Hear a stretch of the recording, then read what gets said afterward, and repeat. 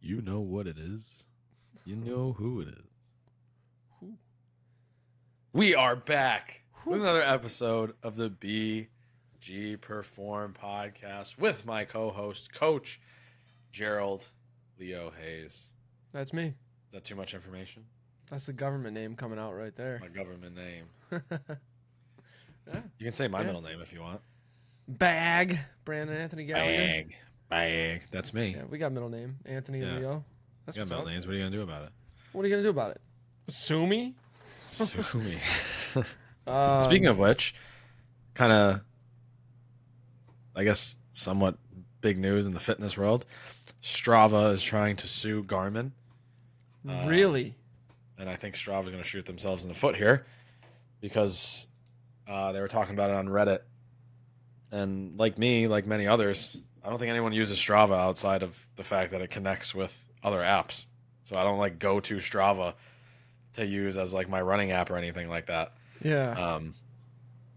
So I think so Garmin, I guess, sent like a letter to Strava saying like, if you're going to share our stuff, we want our watermark on it. Strava came back and was like, no, we created whatever it is. So like, you don't need your watermark on it. And then Garmin was like, cool, you have until November 1st or else you don't get access to our data anymore. And which everyone was like, all right, cool. If Garmin loses access or if Strava loses access to Garmin, then I'm just going to lose everything anyways. I'm not going to use it. So, Yeah. And they're about to go public, like IPO type shit. So we'll see what happens. That's tough, dude. I didn't know that. Yeah. I don't know. Just some fitness news, breaking news on the fitness. Yeah. Fitness We world. should start more of the podcast episodes with some breaking fitness news. Not that there's much. I mean, we could try to figure it out. I was going to say, that'd be a fun little way. Like, hey, what's new this week? Yeah, just help me pay attention to the fitness world a little bit more. Yeah. Yeah. In other news, the Yankees play tonight. Hey. Gonna get that win. Went to the game last night. Got home super late. Aaron Judge hit dingers. It was worth it. Every hour that I was up past 10 o'clock was worth it. To the way the game ended, dude. They got the win. They're about to get the win again tonight, and they're gonna make it happen. So we got about 30 minutes here. I'll go a little bit over, but we got about 30 minutes till the game starts. I love that, man. We're gonna have that going. So, Jerry, how was the week? Anything week-wise? Dude, the week has been very busy. I think I mentioned it last time, but the gym I'm managing, we're switching softwares, and I'm sending out email after email to all of our clients and members, and switching over information and all this other stuff. Big integration. It's all on my hands, and it's been a lot. Training has not fallen by the wayside though. So like today is our rest day. Then we got Thursday, Friday, Saturday, just back to back. So it's gonna be good to like get back to the gym tomorrow. Today I'm feeling very sore everywhere, so it's gonna be nice to just chill. Besides that, the week's been good. I'm looking forward to the weekend. Relax a little bit, do some planning and stuff, and start looking at the new year a little bit and what I want to change. So yeah, we're getting to that point. I usually start towards the end of November. Yeah, I'm starting early this year. Yeah. Oh, we got a lot of stuff to worry about. A lot to think about. So, I took a rest day today. Yeah, big news for me. Big news for I Brandon. don't like to promote that, like gloat about it, but I just I like working out every day. It's just something I love. It makes me feel really good. I don't always go like 110% every day, but I just like moving. I like moving my body, training. So I try to make time for it every day. But at the rate that last night went, I was done. So I was just like, I popped a tire today. Had to get all 4 tires replaced. Not in his body. It's been a while. Yeah. That's why it's the rest day. If he didn't take the rest day, he would have popped a tire. Yeah. But my car, I got to get brand new tires on my car. I had Coach Connect today, clients, work. It was great. So didn't train today, but we're back to it tomorrow. So, but beautiful. Today, also, if you guys hear my nephews screaming at each other, they're downstairs and I can't hear anything. Whatever the hell. Okay, cool. But I'm not holding children captive in the basement or anything. Yeah, go on, I guess today. That's good. Today. Yeah, we're going to be talking about how to sell without being a sellout. And I want to preface this by saying, Jerry and I, we're not business coaches. We're not business gurus. We're not claiming to be that. So when I talk about this topic, I might not use the right terms. This is not my strong suit. But why I want to talk about this is because me and Jerry both have strong opinions on this, and I think I've changed my opinion a lot, really over the last 6 months, and especially over the last couple of years, because I think in fitness, there's a lot of things that people focus on as trainers.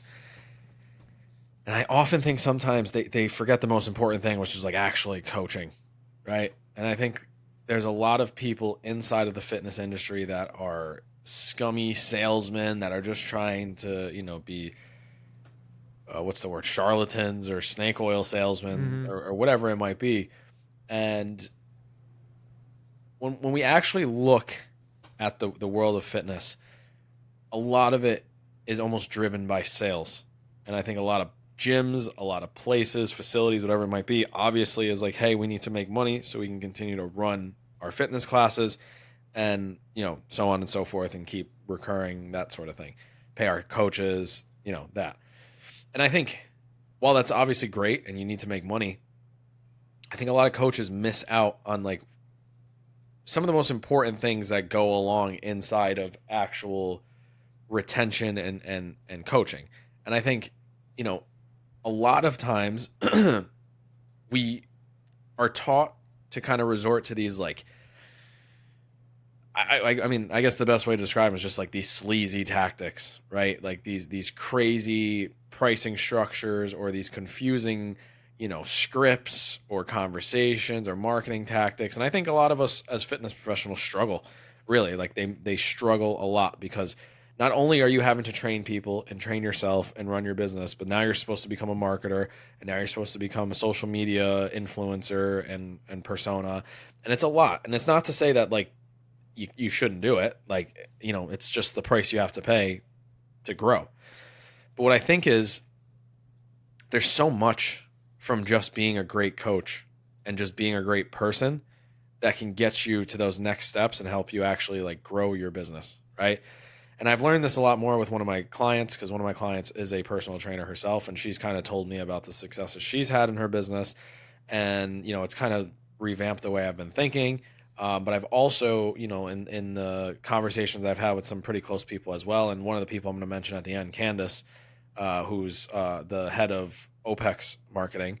She's great. She has a lot of good stuff too, and I'll kind of throw out a couple things that she has at the end. But I think we all get caught up on being the next social media star or having like this grand marketing plan. And yes, like that stuff's great and it works. But there's so much that goes into just being a great person and getting really good results that drives sales, retention, and long-term clientele and new clients, right? Anything to add to that? I want to hear where you go with your next point because I'm gonna kind of tie what you just said in with most likely what you're about to say. So I think when we talk about, well, hopefully we're there. You're building a lot of pressure on me. I think we are. All right. As we start to dive into this, I think, when we talk about how do we grow a client base outside of these marketing tactics, these, sales scripts, and almost like these backwards offers that you give people in the beginning that are like, hey, here's an offer for, free 99 on the first week. And then it comes back and it's like, wait a second, what am I doing? What did I just get involved in? What did I just sign up for? And I think it's just really, it causes a lot of distrust within the industry, and it causes a lot of people to be like, I don't even know if this is worth it. Like, I don't know if I want to be involved with it, and I don't know if I want to take that chance. And it just makes our job as trainers even harder because we have to become even better salesmen because we have to kind of like, remove everybody else that's a part of that as well. I know you so well, and I'm so proud of myself for this. So I knew exactly where you're going to go with it. And basically, what I was going to say is you were saying how not only you're a coach and you're trying to figure out like how to be the best coach you could be, but now you're a marketer, a salesman, and a social media influencer, all these things. So naturally, what we want to do is we turn to people who might have more experience. And unfortunately, the people who might have more experience are strictly those sleazy salesmen who's like 6 weeks and you're going to get a six pack from your 300 or your like 300 pounds or like 50 BMI, all this stuff. And it's like, now you're going to have a six packs in 6 weeks. It's like, that's not going to happen. One, Yeah. two, these like short timelines, like try this one movement or do this thing. Those are the little hooks that people see online all the time. They've been in the fitness industry since the 80s, and it's a serious issue. And when people look toward other influencers or salesmen or fitness coaches, as they might say they are, you get all the sleazy tactics, which might work on some people who are ignorant to what we do, but it also works because they are sleazy people with sleazy tactics, so it just works. But if you're a genuine person, you're trying to sell something, like you care, those come out of you in a way, like you're saying the same selling points that these people are saying, and they come out of you and it feels slimy, and like you almost like look like it feels slimy, which will put them off to what you're selling.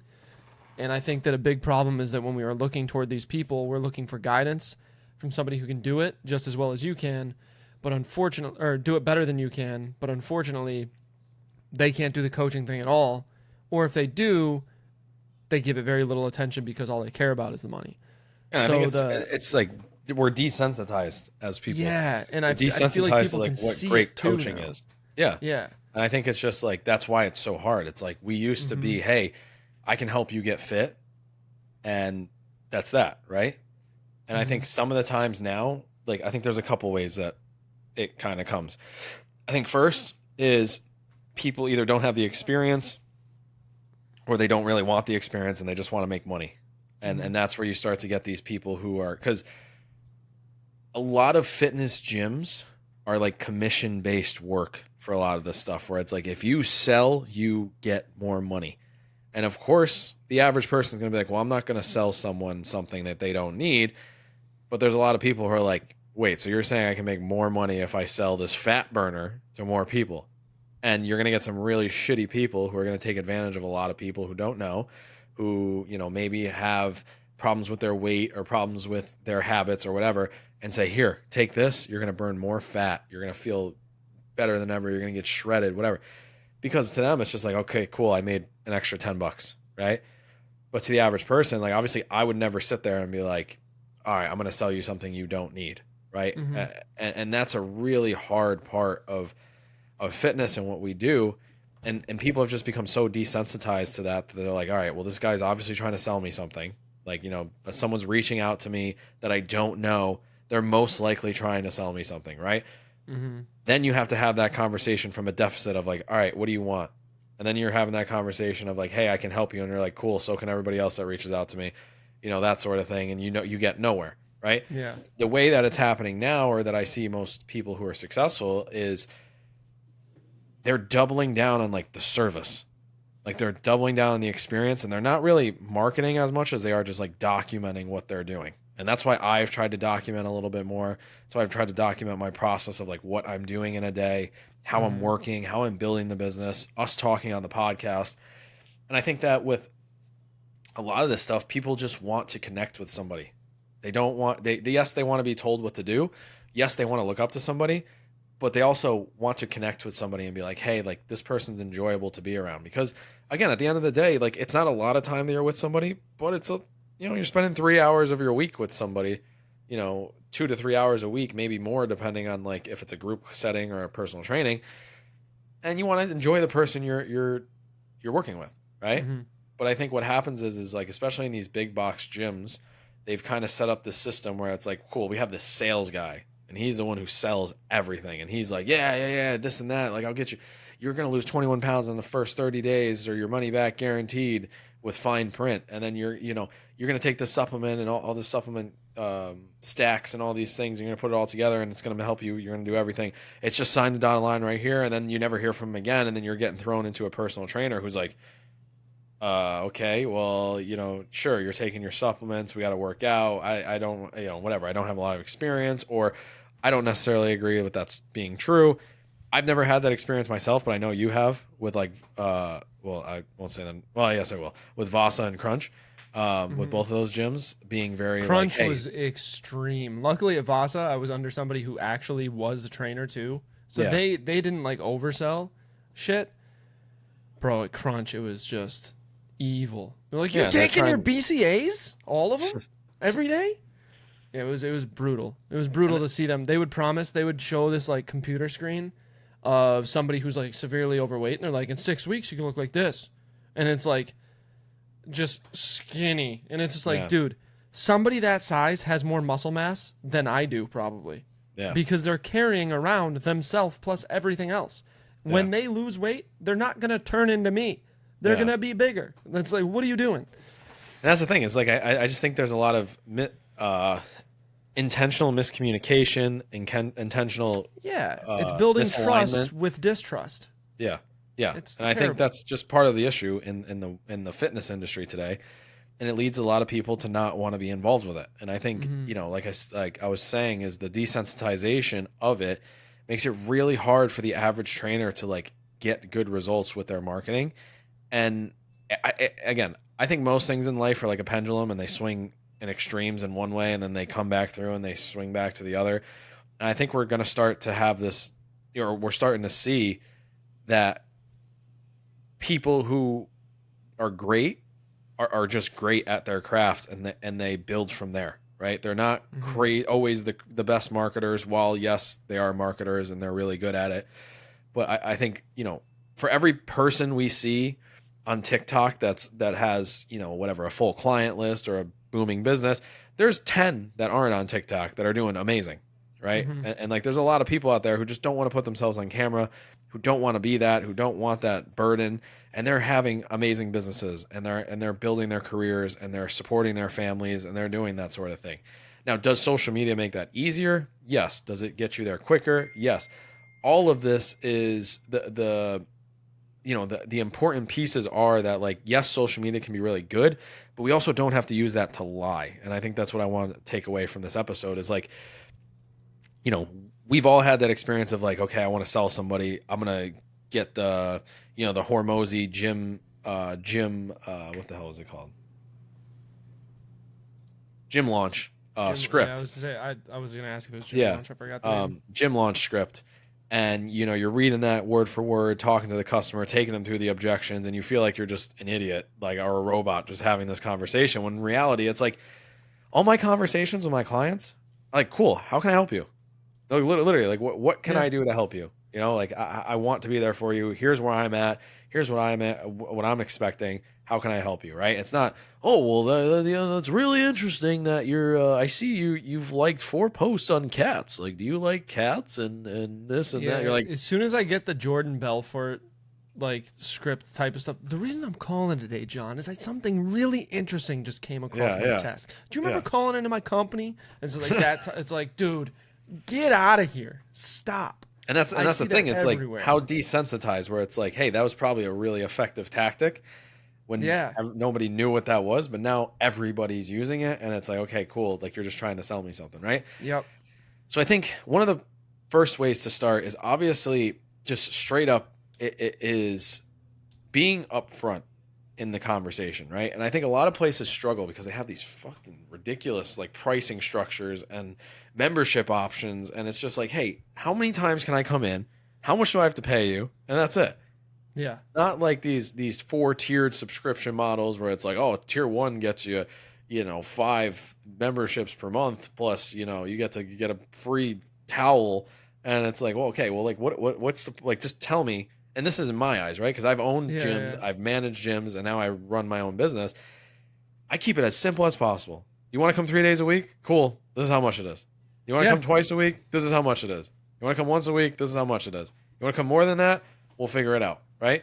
It's like there is no, the more friction you create, or the more of this like reverse psychology you try to use and get them to like buy into something, it's just like it creates so many problems down the line that I've experienced myself at gyms, where it was this one gym I was at, and you had to move. If you moved, you had to move 7 states away to cancel their membership before the. I think What I'm pretty gym sure in I could be remembering that wrong, was it but there was a seven gym. miles? I don't know. I'm pretty sure it was like 7 states away. Oh, Membership. Oh, why did it do that? Mike disconnected there too. That Yeah, I was see. weird. I don't know. 7 states is insane. I can understand maybe like if you move out of state, if somebody's trying to be really aggressive, but 7 states away is Yeah, and nuts. why is this not allowing me to change my mic? Unplug it, plug it back in. I just did. Hmm. Might be able to finish strong with it. Anyways, does it sound different? It does, but who cares? Well, obviously they just saw or heard it happen, so we'll be able to get past it. Okay. Anyways, so yeah, and I think with a lot of this stuff, sorry about that, guys. My mic kind of got switched for some reason, but um, so I think one of the things is just like be upfront, Mm-hmm. be easy to understand, allow people to look at what you do and say, yeah, all right, cool. That's easy to think about. That's easy to understand. I'm just gonna jump in. I'm gonna do it, and that's that. And I think when you have an easy price structure, you don't have to worry about selling somebody because it's like, here's what I do, here's how I can help you. That's it. Anything to add to that? If you work at a gym where you don't choose the pricing structure and you have a lot of different options, that simple question of if they're like, yeah, I want to, like if somebody comes into my gym and they're like, I want to start boxing, the one that I manage. I'm like, all right, cool. Let me ask you a question. How many days a week do you think you want to be in here? They're like, uh, I don't know why. I'm like, well, your options might differ depending on that. I'm like, do you think it's going to be more than 2 or 3? And they're like, yeah, probably 4. I'm like, all right, you're going to want to go with an unlimited membership. And I give them the best suggestion that I have, but it's an honest suggestion. Because then if they ask about the other options, I'm going to be like, well, this is going to cost this much. That's going to cost this much. So that truly is your best option. They're like, oh, okay, yeah, you're right. And then Yeah. everything you say after that, smooth. They trust you. They see that you're not trying to sell them something insane. Give a good suggestion, and then from there, it's easy. 100%. And I think that's the Yeah. most important thing. And I think on top of that, right, like with that easy pricing structure, once you get that, you know, that underway and people see that, it's easy for them to tell people, right? Like Mm-hmm. if you get a pricing structure, it's like, oh yeah, I just pay him twice or through 2 or 3 times per week, or I pay him for the month for X amount of sessions, and that's all he does. Instead of, Mm-hmm. well, I had to sign this membership for a subscription to be able to go train with him on certain days during the week, and if you don't show up, your session rolls over, and at the end, it's like, what, like this is a phone plan. Like I'm just trying to work out. You know what I mean? Like like they used to do the rollover minutes on AT Yeah, and T, and I forgot like about that. that's not the case here. It's like I just want to work out, and that's personally, right? And that's like the clients that I deal with. A lot of them are just like, hey, I just want to train. Like I just Yeah. literally want to work out. I want to get better. I don't want to deal with all the ups and downs and ins and outs of all these situations. Next, I think is when you have that figured out, great customer service. It's just so Mm-hmm. simple, and it's like I'm not going to sit here and tell you the marketing tactics that all these other guys are. Be a great coach. Mm-hmm. When someone has a question, answer them. If someone needs something, answer them. If someone needs to help on obviously you can't hold people's hand, but if there's an opportunity to help someone who's struggling or getting through a tough time, if you can do it, do it. If not, just let them know and be honest. Just be a Mm-hmm. good person, because at the end of the day, people are so sick of like the sales mentality, or like this idea of like every single second of every single day I'm being sold. Mm-hmm. Like it's just like you open your eyes, you look at your phone, you go down the street, you drive down the car, you listen to the radio, you listen to a song, like you're being sold something. And it's Yeah. like so exhausting to be sold something every single day that it's like I don't even want to spend my money half the time.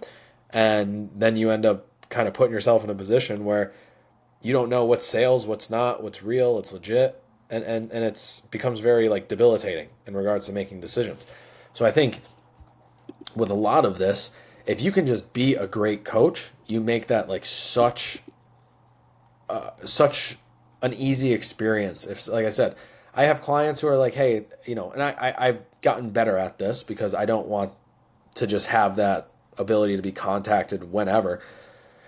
But it's like, hey, man, I have a question. It's like Saturday. It's like, cool. What Mm-hmm. is it? It's not like, oh, you've reached BG Perform, hotline. I'll answer you Monday morning when I get back to work. It's like, all right, like I get it. I'm not gonna. Maybe I just won't answer all the time. But if it's something simple and it's like, you said 4 reps instead of 6, it's like, oh yeah, okay, I meant 6, Yeah. right? Yeah. Just fix it. If someone needs something, like I said on the membership, or they're like, hey, I'm really having a tough month. I need to hold off, or I need to cancel, or I need to whatever. It's like, cool, listen, I understand. Is there anything we can do? How can I help you? Where can I make this work? And people remember that, you know? And I think that's one of the biggest things is like, if you're just consistently a good person, no matter what, right? Like, I've had people who have been my clients who then stop being my clients for one reason or another, and then I've gotten referrals from said person about being a client. Mm-hmm. And like that's when you know you've done a good job.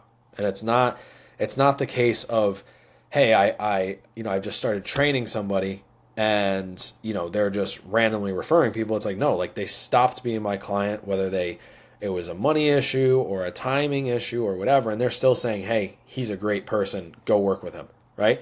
Because that's how you build you build your name, you build the experience, and people want to come work with you and they want to be a part of what you're doing. Anything to add to that? No, that was good. Yeah, and I think on top of that, that's what leads to referrals. That's what leads to people getting, put in front of you for the right reasons. And you get exactly what you need as a coach. You build up your experience, you build up your book, you build up your business, and you do it, right? And then from there, if it's something that does interest you, you can always the social media stuff's always there. Mm-hmm. All right. So you can do it. You can do it consistently because I still do it consistently. I still document most things that I do. I post videos all the time. I post the podcast. We have a lot of social media aspects that we do, but I'm working so much more. I'm putting so much more of my energy into like the local area, the Albany area, the capital region, whatever it is, to get my name out there a little bit more because I know that's much more effective and it can work so much more by being able to get in front of somebody and explain. Because I think sometimes we as trainers, we all struggle with this is like, we have to sell ourselves, right? But once we're in front of somebody, then it's a lot easier to have that conversation and be like, hey, listen, here's how I can help you. My best conversions in regards to like new clients is when I'm sitting down right in front of the person, being able to explain to them how I can help, Mm-hmm. right? When it's on social media, there's distractions. You only get like 7 seconds of someone's time before they're like, or even if it's that long, before they're like, yeah, see ya, yeah, see ya, yeah, Yep. see ya. So it's like you have to have, and again, half of the time it's not even about selling anymore. It's about the hook. It's about Yeah. saying something that can keep someone around more than a minute. I'm trying.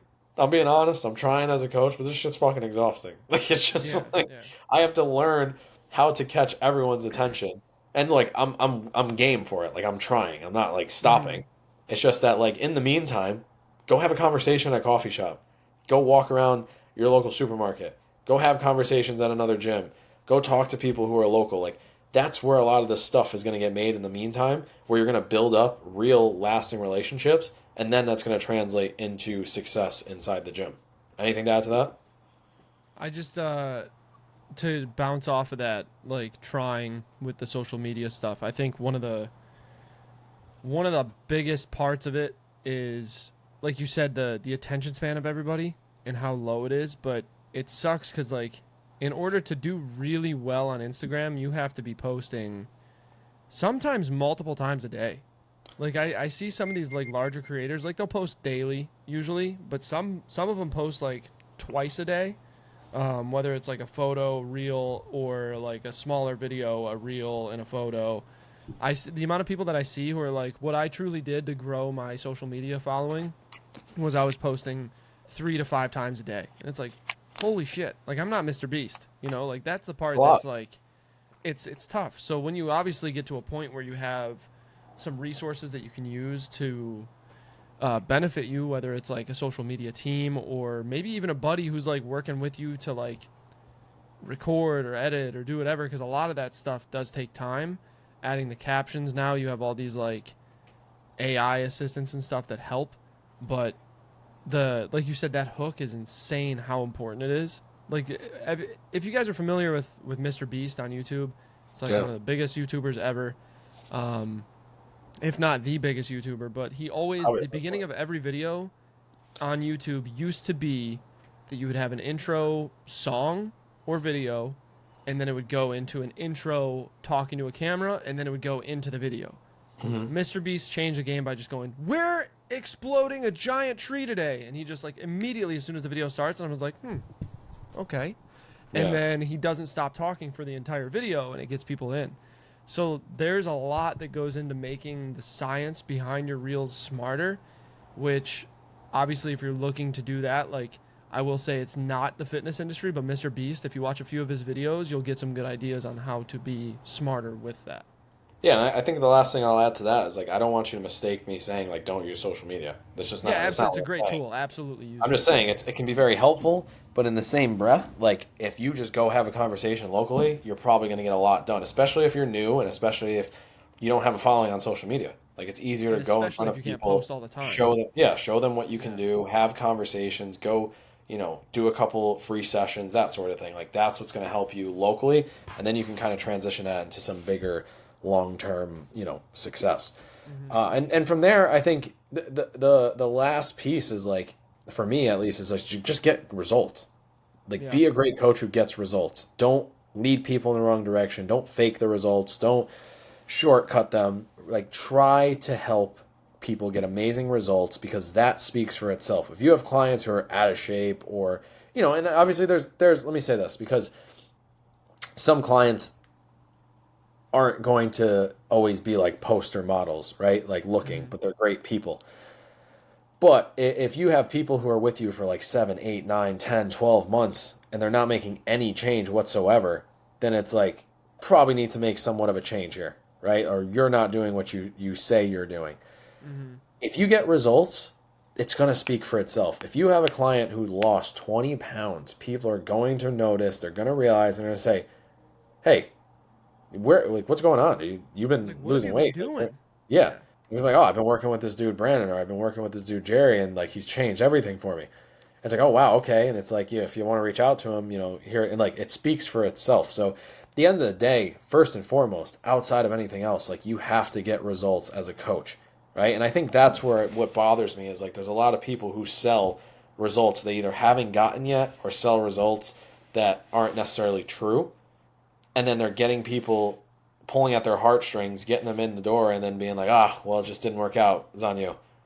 And it's like, okay, like yeah, maybe they didn't do great, but it's like they also were led to believe they were going to go from 200 to 120 in 6 weeks and get a six pack for as a lie, right? And Hmm. that's what really bothers me in the sense of moving forward as a as a coach, and then moving forward as like an individual consumer. It's like I don't want to be lied to, and I think Yeah. that's hard. And I think if you just get great results, it's going to speak for themselves and people are going to want to come to you and you're going to get referrals because they're going to say, hey, not only am I getting great results, he's a great person. His pricing is easy. His business model is easy. Just go talk to him, train, and that's it. And I think that's where I would say, like, if you wanted to learn how to sell without being a sellout, it's just like trust what you do, get really good results, have people become fans and talk about it in your local community, go and get your face in front of a lot of people and build from there. Hmm. Yeah, I agree. Anything to add to that? That's a perfect closer on that. Cool. So I think the last thing, the drill, or the last two things, or no, hot take, Drill and right? hot take. Yeah. What is it? Drill next? Yeah. So I think for me, no, it's a hot take next. Sorry, Hot I'm take. Yeah, I'm, hot take finish. I'm messing up my own It's good, dude. You know segment. what? It all happened with the hiccup with the microphone, and we're just gonna blame tech issues today. Yeah, it And I'll was. That stand did by throw me. that. Did I'll throw me die on off that for a hill. second there. I needed to get through that. But my hot take for today is selling isn't hard if you're being honest. And I think a lot of people struggle because they're not being honest or they don't actually trust what they're selling. Think Hmm. about it. If you know a product works, think about when you use something that you've recommended to somebody, right? Like you bought a pair of shoes, you bought a certain food, you have a certain glass, like whatever it might be. What do we got? Cadence. Cadence. I use Perfect Cadence. I example, told buddy. Jerry, right? Like I got like 3 people to buy Cadence. yeah, I've had like four people buying Cadence where it's like I'm it one of speaks them. for itself, right? And it's like when something's really good, it speaks for itself. And when you're Hmm. selling something that's really good, you're not going around being like, yeah, it's great. It's gonna work out perfectly. I don't know what this is. I don't, you're not having to like dance around questions where it's like I don't know the answer. I don't, it's like no, it's like I'm selling you. This is how I'm gonna help you. First, you're gonna come in. We're gonna sit down. We're gonna actually figure out what's going on. Then we're going to attack it with this three-step process. Then we're going to move into a progression plan that's going to get us from point A to point Z, and we're going to continue that process as we go. How does that sound? Right? And that's confident selling. Not, Mm-hmm. yeah, well, if you sign up today, it's only today, by the way, you only sign up today. You're going to get 3 months free, and I'll give you this towel, and I'll give you a free month of bath salts, and I'm going to give you Don't need creatine. them. You turn into the Miami Zombie. But it's just all this stuff that goes along with it. Instead of just being like, no, I believe in what I do and what I bring to the table. That's what I'm selling. And again, it becomes so much easier when you actually believe in what it is that you're selling. I like it. Yeah, I think the honesty part is one. It's if you're being honest, like you have nothing to doubt yourself on. And then if they don't want it, it's like, all right, well maybe they just don't want this thing. But like if you're selling something with an honest approach, a confident approach, then it's going to work out because obviously like you believe it, they're going to believe it. You Yeah. show them, they get results and then they tell other people, so it just works.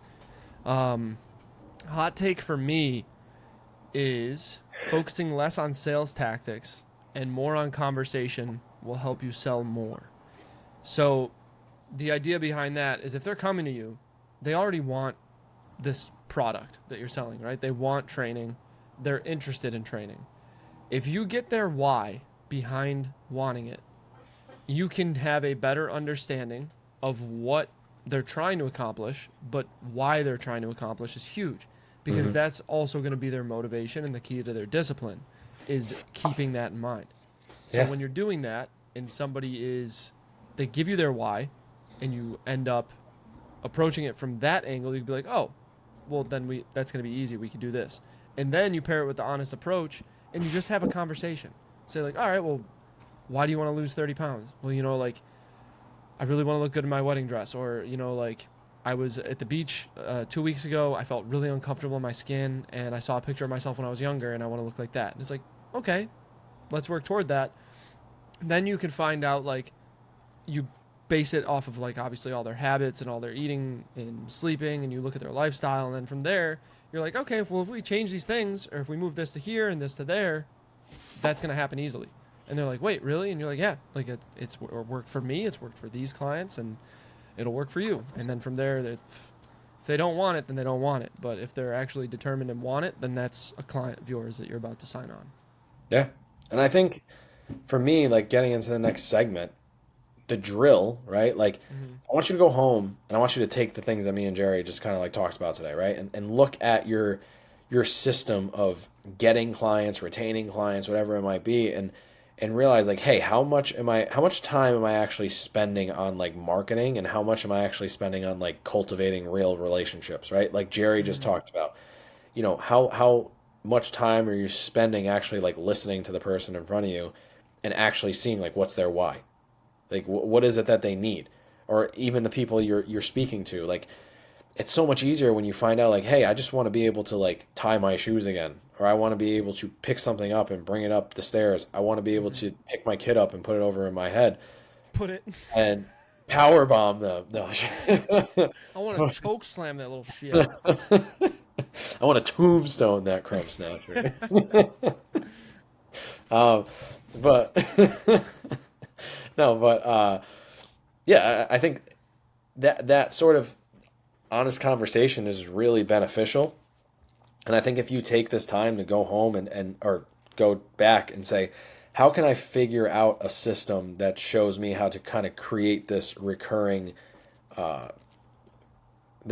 system of individual comes to me, I'm honest with my selling because I believe in myself. I give them what they need. I get them results. They do that same process with somebody else, and you get that flowing for itself. Because once you get that going with enough people, I don't know if you've ever heard this rule of like, you're only 10 people away from like anybody on earth, where it's like you know one person who knows one person who knows 100 other people who know 100 other people who know, all the way. And it goes down to that fact of like, you could get to any person and 10 people in the world.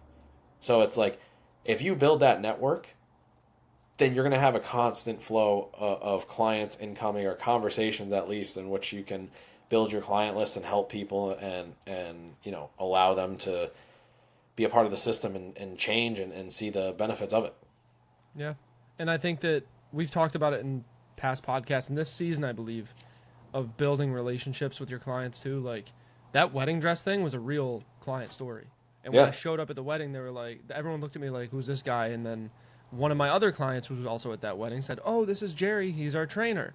And everyone was like, oh my God, she fit in the dress. She looks beautiful. And that moment right there is easily one of my favorite moments ever. Not only because like everybody was happy, but I was happy, the bride was happy, and like that was just like a big reward thing. But that going based off of that 10 people away thing, separate drill for fun for you guys is play the Wikipedia game. You have one subject in your head, a friend has another subject in their head. On the count of three, or counting down from three, you say it, and then you search yours and try to get to theirs within 5 clicks or 10 clicks or something like that. Okay. It's a very fun Wikipedia game that I used to play in middle school. So I'll have to try that. just a for fun one to go have fun with it. Yeah. And the last thing I'm going to add to this is the influence pick. So, like I mentioned earlier, Candace has, I can leave her stuff at the bottom of this podcast too. She has a weekly podcast, fitness marketing or fitness business marketing for coaches, on her account, as well as like weekly videos, for all the things that happen inside of, marketing for coaches and building your business. And she's a great resource. She's someone I've turned to so much. And she's helped me so much, on so many different occasions, and giving me ideas or giving me insight. So definitely give her a follow. She's an avid listener of the podcast and probably the biggest supporter of the podcast. She's a goat. She really is. Yeah. Go listen to her. She has so much information in regards to marketing. She's worked at some of the biggest places on earth, and she's currently helping build OPEX, which is, a great company for fitness, and it's, on its own. But yeah, so I think that's it for me. I don't think there's anything else I need to add. Plus, I'm a little bit exhausted. Today's getting to me. Anything you want to add to it? No, that's everything for me. Cool. Yeah. I appreciate you guys for tuning in. Let's go Yankees, and we'll see you guys next time.